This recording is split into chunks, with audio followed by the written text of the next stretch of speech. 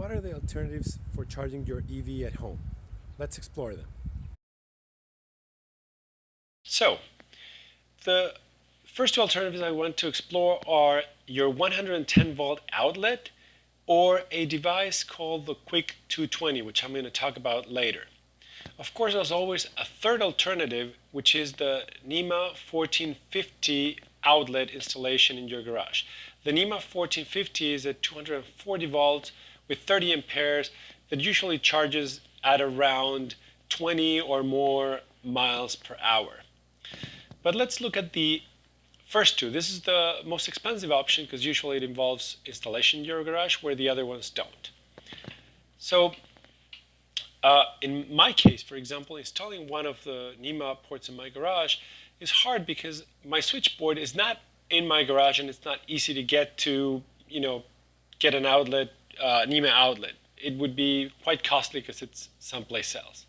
So as you can see, a 110 volt installation in an old house like mine, I threw up an extension cord, making sure that it's the right number of amperes, and it goes to a shelf where I have the Tesla ESV, or the charger as it's called.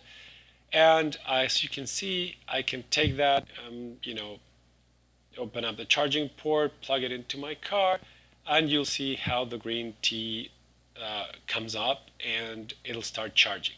It will charge at a rate of 4 to 5 miles per hour. Okay, this is important. At the beginning, it'll show you, like in the screen, a 4-mile-an-hour rate. But in the app, you can see that later on, it charges at a much faster rate. This is a screenshot of the app. You can see where it says charging, it says 11 miles an hour. This is really good because basically in 10 hours, it'll give me 55 miles of range, right? So it all depends on what my commute is. Usually, if I plug it in at, say, 8 p.m., by 7 a.m., I will have around 55 miles. So let's look at my commute. My commute is usually, in this case, it took me 13 miles, but it took out about 7.5% or 19.8 miles of range from the battery. This is because it was very cold. That is like -7 degrees Celsius. A round trip would be about 40 miles, which I can do overnight easily with my 110 outlet. Now, in a really, really cold day, this was around -12 Celsius. You can see up on top 11 Fahrenheit. For the 25.7 round trip commute, it took about 85 miles of range. That's what it took because I usually charge to 90%. I never charge to a 100 or almost never. So it took 85 miles to the 90% capacity. That was 17 hours of charging, but the thing is that charging at 50 miles with the regular commute, I'll make it up by the end of the week and I will have a full charge. Now, the Quick 220.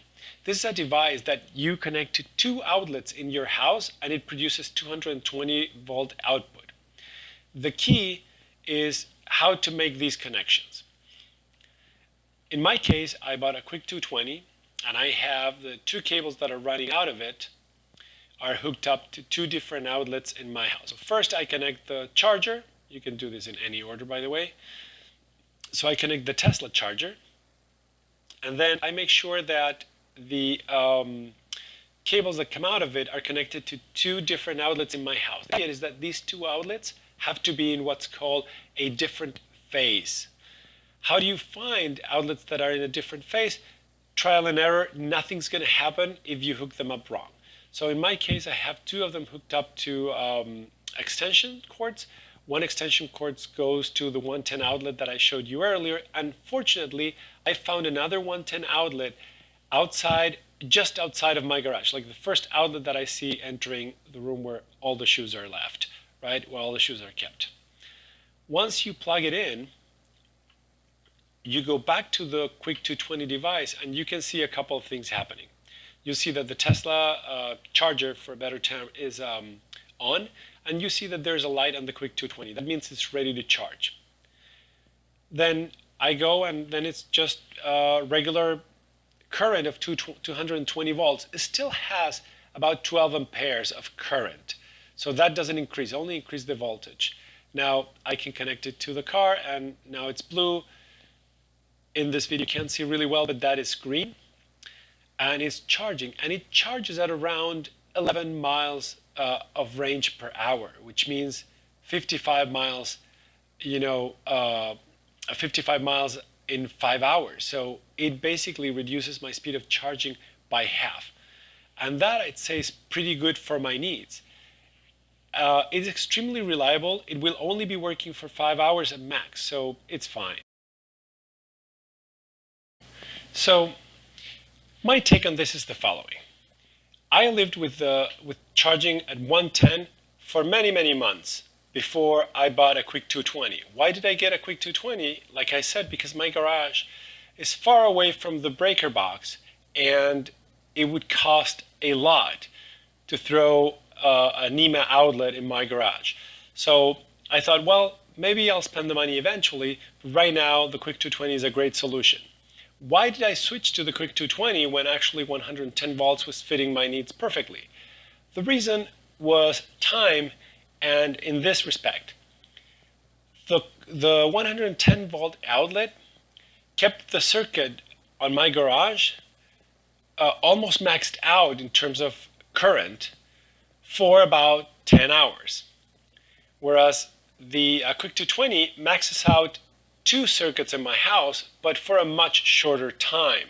So then I can connect more things. I can have, some other, high amperage device connected to one of the circuits without having to mind whether my car is charging or not, right? So the quick 220 charges my car in such a little amount of time that I max out circuits in my house, but only for a short time.